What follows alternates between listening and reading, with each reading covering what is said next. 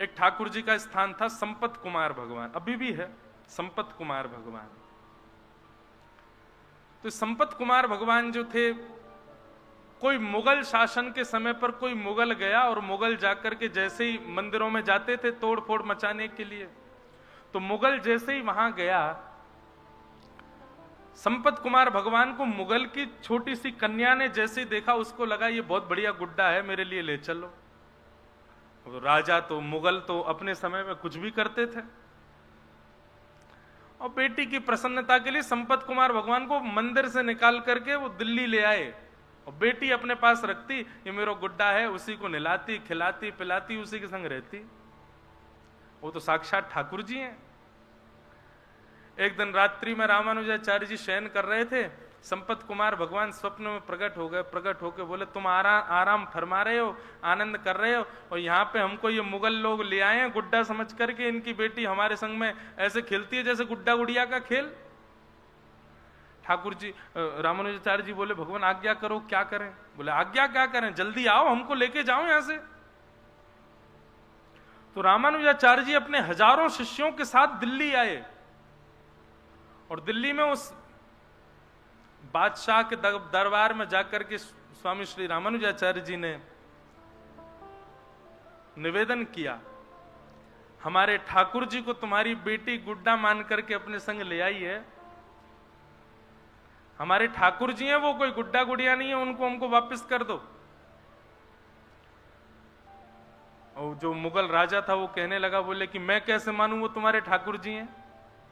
और भाई तुम लोगों के यहाँ तो ऐसा भाव है ना कि ठाकुर जी किसी से ज्यादा रीझ जाएं तो उसके पास चले भी जाते हैं, खा भी लेते हैं, पी भी लेते हैं, आनंद करते हैं।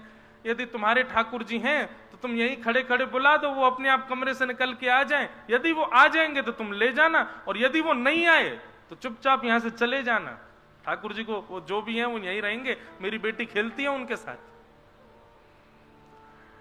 रामानुजाचार्य जी वहीं बैठ गए, नेत्र बंद करके ध्यान किया संपत कुमार भगवान का, और कहा, हम हजारों किलोमीटर पैदल चल करके दिल्ली तक आ गए हैं, अब आप कृपा करो, आप कक्ष से निकल करके बाहर आ जाओ, अपनी प्रभुता प्रस्थापित करो, चलो हमारे साथ। नेत्र बंद करके प्रार्थना की तो ठाकुर जी उनके चित्त में आकर के कहने लगे, बोले, ये कलयुग है, और कलयुग में मैं अर्चक के अधीन होता हूं।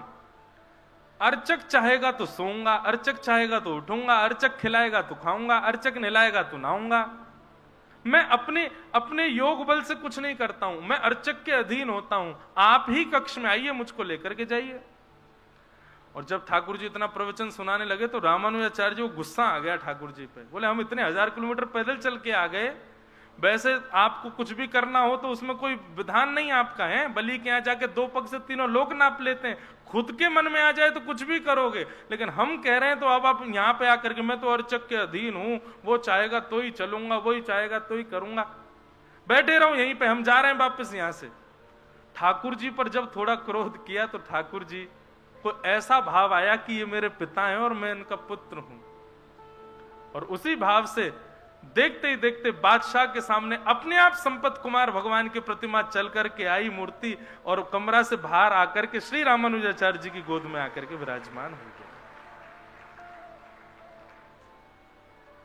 रामानुजाचार्य जी ठाकुर जी को हृदय से लगाए, बादशाह भी नतमस्तक हो गया, और रामानुजाचार्य जी ठाकुर जी को लेकर के आए, पुनः मंदिर में स्थापित किया, उनका प्राण प्रतिष्ठा हुई। प्राण प्रतिष्ठा महोत्सव के बाद देखा तो वो राजा बादशाह जो था वो अपनी सेना और अपनी पुत्री के साथ द्वार पर खड़ा था। रामानुजाचार्य जी बोले, आप क्यों आए हैं? बोले, महाराज, मेरे जीवन में मेरी सबसे बड़ी प्रसन्नता केवल मेरी बेटी की प्रसन्नता, और जब से आपके ठाकुर जी चले गए मेरी बेटी बहुत रोती है, आप कृपा करो भगवान, मेरी पुत्री को एक बार उनका दर्शन करा दो। रामानुजाचार्य जी उस बालिका को दूर मंदिर के दूर से ही, जैसे ही गर्भगृह में बैठे संपत कुमार भगवान को दिखाया, ठाकुर जी के मुख पर मुकुट देख करके, शंख चक्र गदा पद्म चतुर्भुज रूप में ठाकुर जी का दर्शन करके, उस बादशाह की जो पुत्री थी उसने वहीं प्राण त्याग दिए ठाकुर जी को देखते देखते। रामानुजाचार्य जी के चित्त में भाव आया, बोले कि ये ठाकुर जी को नहीं, ठाकुर जी इसको स्वीकार कर चुके हैं। और तभी उन्होंने टर्की अंबा, वो टर्की का था राजा, तो आज भी दक्षिण में मां को अंबा बोलते हैं, अंबा बोलते हैं, तो टर्की अंबा करके छोटा सा विग्रह ठाकुर जी के बगल में स्थापित किया उस बादशाह की पुत्री का। और आज भी साल में एक दिन आता है, उस दिन ठाकुर जी का उस कन्या से विवाह होता है, और ठाकुर जी उस दिन पठानी कपड़े पहनते हैं, क्योंकि वो टर्की के बादशाह की पुत्री है।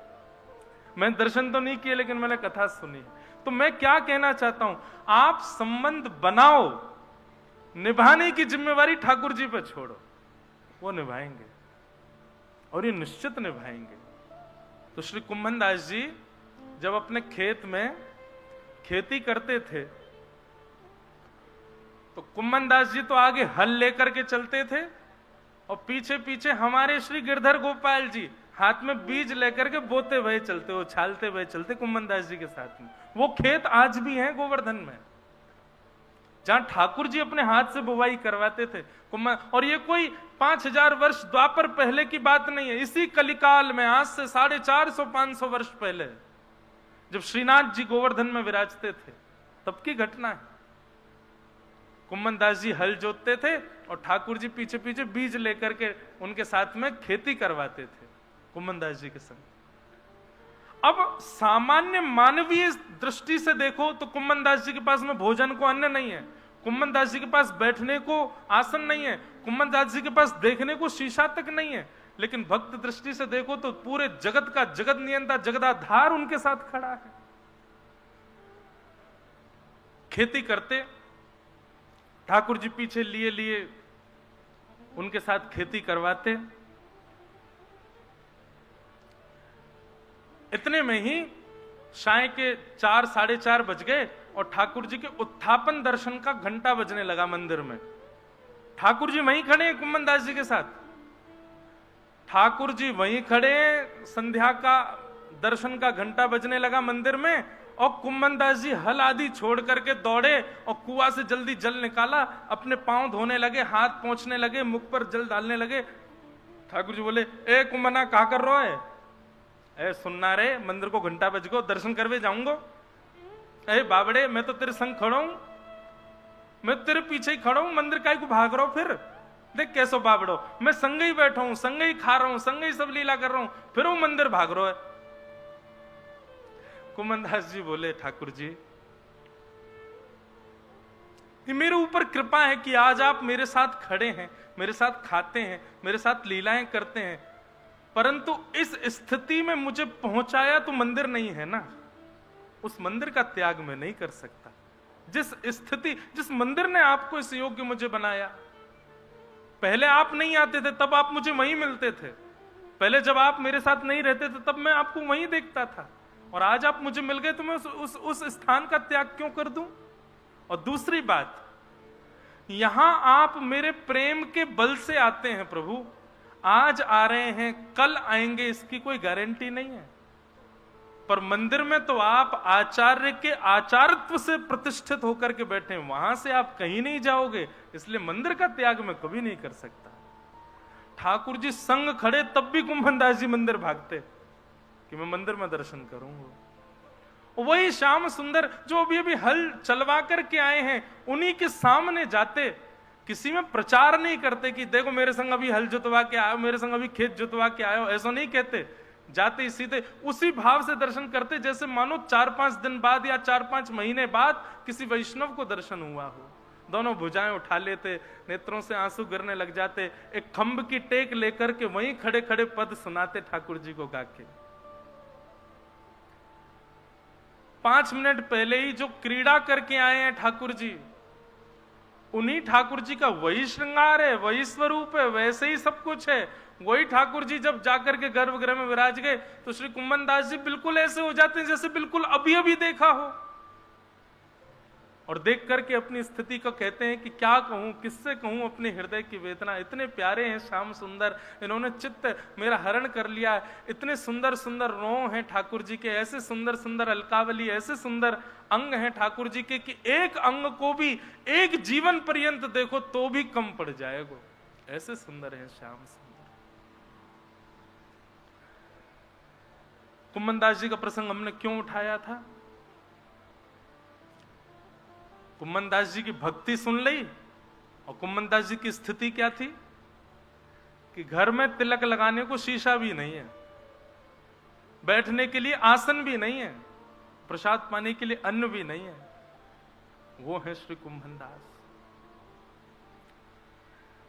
लेकिन कभी भी अपनी स्थिति के चलते ठाकुर जी से कभी याचना की हो या अपनी स्थिति की उनको पीड़ा कभी हुई हो, ऐसा कभी नहीं हुआ। इसको कहते हैं तापत्रयोन्मूलनम। हमें अपनी पीड़ा दिखाई देती है, अपनी पीड़ा समझ आती है, अपनी पीड़ा का अनुभव होता है और ठाकुर जी से कहने की इच्छा होती है, तो अभी आप भगवदीय नहीं हुए हो। ये प्रेम का स्वभाव तो संसार में भी है कि जिससे हम बहुत प्रेम करते हैं ना, वो सन्मुख यदि आ जाए तो हम छुपाते हैं कि हम पीड़ा में, उसको नहीं बताते। तो फिर ठाकुर जी को क्यों बताते हैं हम? तापत्रयोन्मूलनम।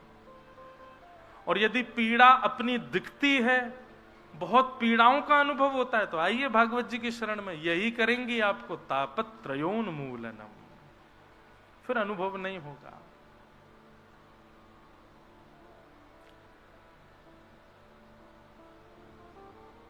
ये भागवत का चौथा लक्षण है, प्रयोजनम तापत्रयोन्मूलनम।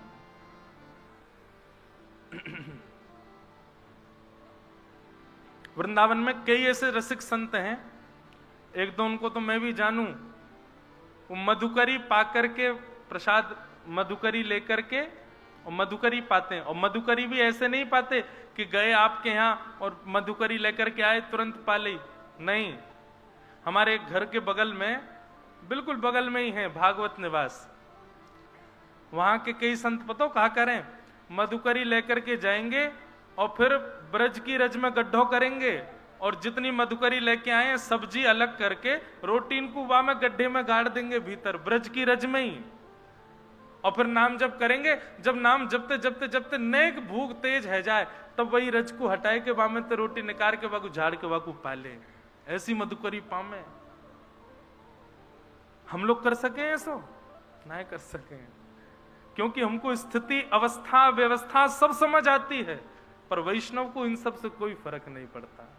वो हर स्थिति में रह लेता है, हर स्थिति, हर व्यवस्था, हर अवस्था उसके लिए समान हो जाती है।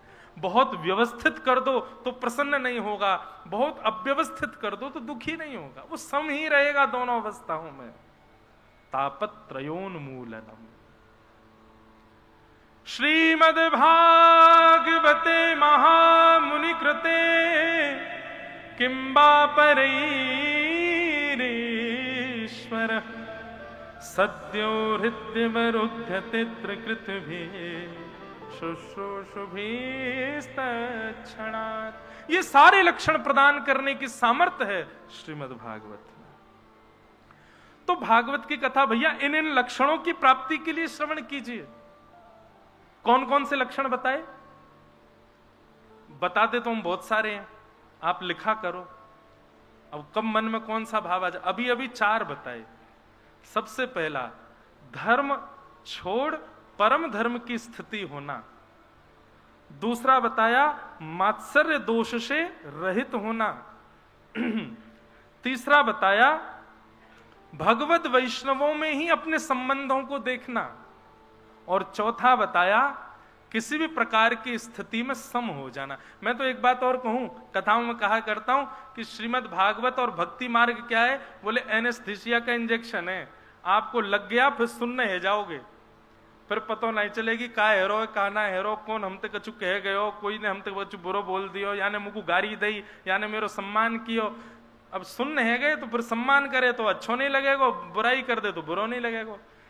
एक प्रकार से यही समझ लीजिए कि भक्ति मार्ग सुन्न करने का इंजेक्शन है। सुन्न ना भय हो तो समझो अभी आपको बढ़िया से सही नस में इंजेक्शन लगो नहीं है, अभी तक आपने कथा सुनी नहीं है, यही समझ लो। हर स्थिति में सम होना सीख जाओ। और एक बात और कहें, अनुकूल स्थिति में सम होना सामान्य बात है, प्रतिकूल स्थिति में सम होकर के दिखाओ। जहां आपके अनुकूल नहीं है अवस्था व्यवस्था, वहां सम होकर के दिखाओ।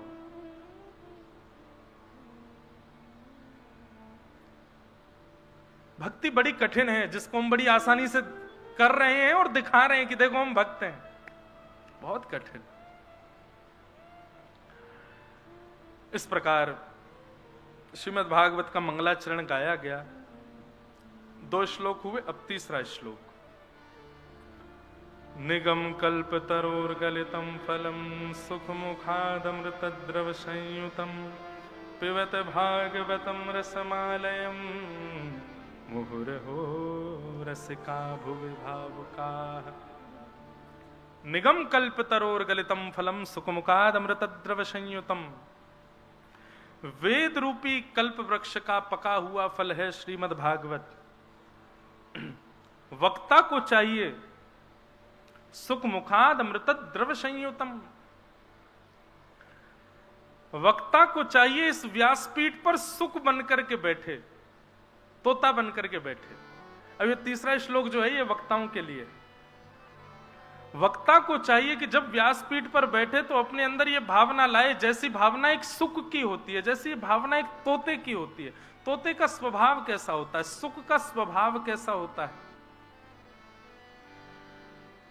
वो वृक्ष में सबसे मीठे फल को ही चखता है, सुख का ही स्वभाव होता है। सुख ने जिस फल पर मुख लगा दिया, निश्चित है 110% है कि वो फल मीठा ही होगा। आजकल तो नहीं मिलते, हमें तो अभी तक बहुत दिनों से ऐसा मिला ही नहीं कोई फल। हाँ, सांसारी फल नहीं मिला, भागवत फल तो मिला है जो सुखदेव जी का उच्छिष्ट है, पर सांसारी फल जैसे आम हो, अमरूद हो, सेब हो, ऐसा कोई फल अभी बहुत दिनों से नहीं मिला जिसमें सुखदेव जी का मुख लगा हो। पहले होते थे, हमारे नाना जी, दादा दादी सब लोग लाते थे, बोलिया खा ले लाला जे मीठो होएगो। मैंने कायकू जामे तोता ने मुख लगाए रखो, वह खाए देखो तो मीठो ही होतो। आप लोगों ने भी खाए होंगे बचपन में, अब तो नहीं मिलते। सुख मुखाद, तो तोते का स्वभाव क्या होता है, वो वृक्ष में सबसे मीठे फल को खोजेगा, उसमें मुख लगाएगा, स्वयं भी रस लेगा, और जब मुख निकाल करके बाहर आएगा तो फल से निकलने वाले टपकने वाले रस जब पृथ्वी पर गिर जाते हैं, कई छोटे छोटे कीड़े मकोड़े भी उस रस को ले लेते हैं। उस फल को तोड़ के कोई ले जाता है, जाकर के खाता है, परिवार में बांटता है, जिसको देता है उन सबको भी रस मिल जाता है। ऐसा ही स्वभाव वक्ता का होना चाहिए। श्रीमद् भागवत रूपी जो ये वृक्ष है, इस वृक्ष में कई सारे फल लगे हैं। ऐश्वर्य रूपी फल भी लगा है, प्रतिष्ठा रूपी फल भी लगा है, दक्षिणा रूपी फल भी लगा है, बहुत सारे भक्त पीछे लगेंगे ये फल भी लगा है, फॉलोअर्स रूपी फल भी लगा है। पर वक्ता को चाहिए वो सुख बनकर के जाए और केवल श्रीमद् भागवत रूपी इस मीठे फल में ही मुख लगाए, स्वयं को रस लेवे, स्वयं को रस देवे, और फिर वह रस लेकर के सामने बैठे जितने श्रोता हैं उन सबको भी रस उन्मुक्त कर देवे। ये सुख का लक्षण होता है।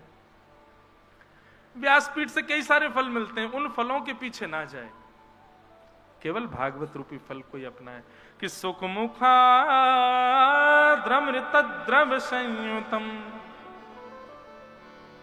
सुख बनकर के व्यासपीठ पर बैठे, और श्रोताओं को क्या करना है, सुख बनकर के जब वक्ता कथा सुना रहा हो तो सुने ना, तो पिबत भागवतम रसमालयम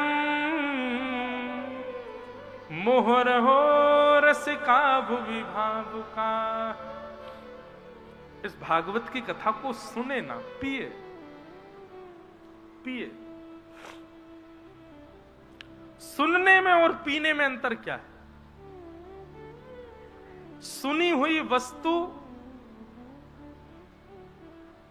कभी कभी विस्मृत हो जाती है, भूल जाते हैं, पर पी हुई वस्तु अपना असर आपके तन पर जरूर दिखाती है। चाहे औषधि को ले लीजिए, चाहे घी को ले लीजिए, चाहे मदिरा को ले लीजिए, चाहे किसी भी पेय पदार्थ को ले लीजिए, जिसको आप पियोगे वो आपके तन को लगेगा, दिखेगा आपके तन से कि हां इसने इस वस्तु का सेवन किया होगा।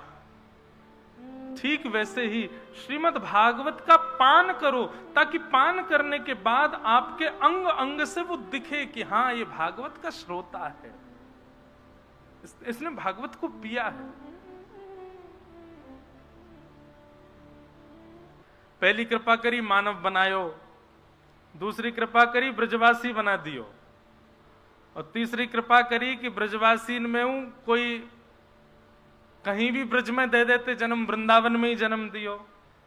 और हमारी जन्मभूमि भी यही है, 200 मीटर आगे एक हॉस्पिटल है, वो हॉस्पिटल वो बंद है, दिखे शराब हॉस्पिटल अभी खुला है, मैं तो गया ही नहीं, 27 वर्ष पहले जन्म लिया, उसके बाद कभी नहीं गया उसमें।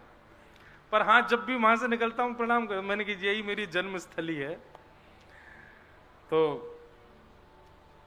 जन्म भी मिला तो ब्रज में मिला, ब्रज में भी वृंदावन में मिला। ठाकुर जी देखो इतने में भी रुके नहीं, और कृपा करी सो ठाकुर जी के घर में जन्म दियो, ऐसे घर में जन्म दियो जहां जन्म लेते ही सबसे पहले कानन में श्रीमद् भागवत के श्लोक ही गूंजे होंगे।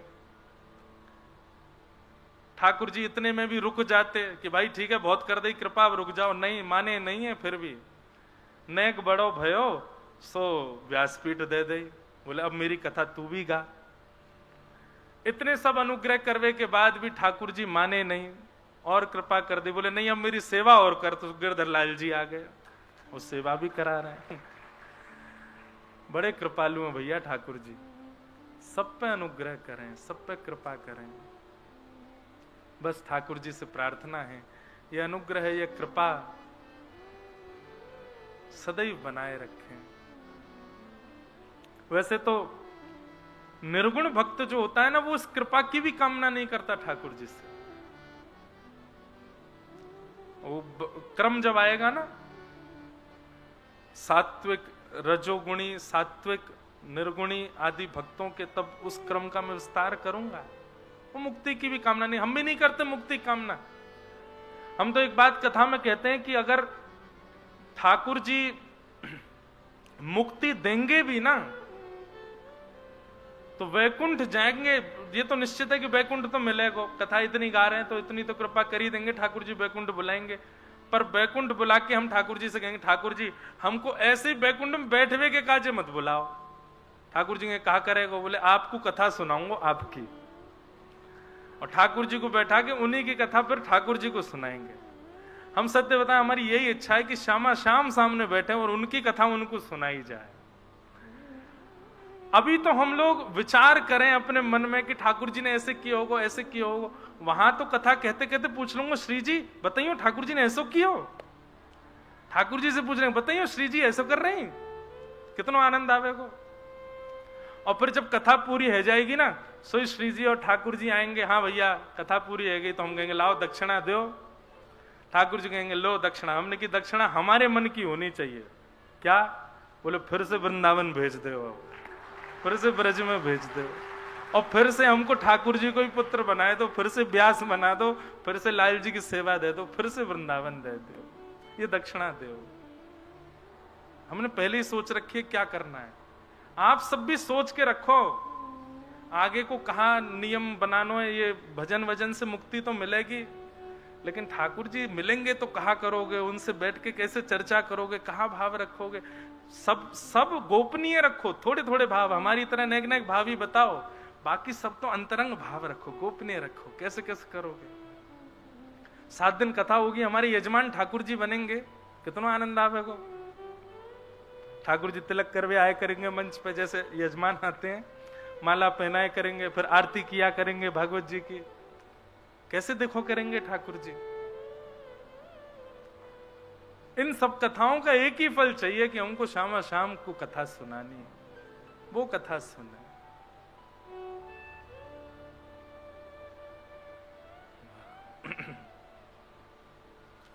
एक विनय पत्रिका का एक पद है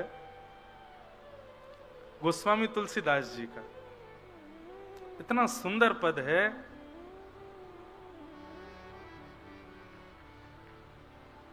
भक्त के अंदर भी तनिक चतुराई होनी चाहिए। जैसे हमारी चतुराई की हम दक्षिणा वृंदावन मांगेंगे, ऐसी चतुराई ठाकुर जी से भक्ति मांगवे की हो तो अच्छा है। श्री गोस्वामी तुलसीदास जी महाराज विनय पत्रिका में ठाकुर जी से एक भाव कह रहे हैं। हरि जी तुम बहुत अनुग्रह कीन्हो, हरि जी तुम बहुत अनुग्रह कीन्हो। गाओ। हरि जी तुम बहुत अनुग्रह कीन्हो, हरि जी तुम बहुत अनुग्रह की, हरि जी बहुत अनुग्रह की। जब तक पद मिल नहीं जाए दोहराते रहो, हरि जी तुम बहुत अनुग्रह की। अच्छा एक और बात है, जब तक मिलेगा नहीं, जब तक मैं ढूंढता रहूंगा, और जैसे ही प्रसंग से आगे बढ़ूंगा सुई निकल आवे वो। कितनी बार कथाओं में ऐसा होता है। हरि जी तुम बहुत अनुग्रह कीन्हो, हरि जी तुम बहुत अनुग्रह कीन्हो, प्रभु जी तुम बहुत अनुग्रह कीन्हो, बहुत अनुग्रह कीन्हो, हरि जी तुम बहुत अनुग्रह कीन्हो, हरि जी बहुत अनुग्रह कीन्हो। अब तुम मिले कोई नहीं, जन कहाँ गए हो। हरि जी बहुत लो भैया, एक पंडित आपने ढूंढ के दो यहाँ में से, तब तक हम आगे को प्रसंग कहें।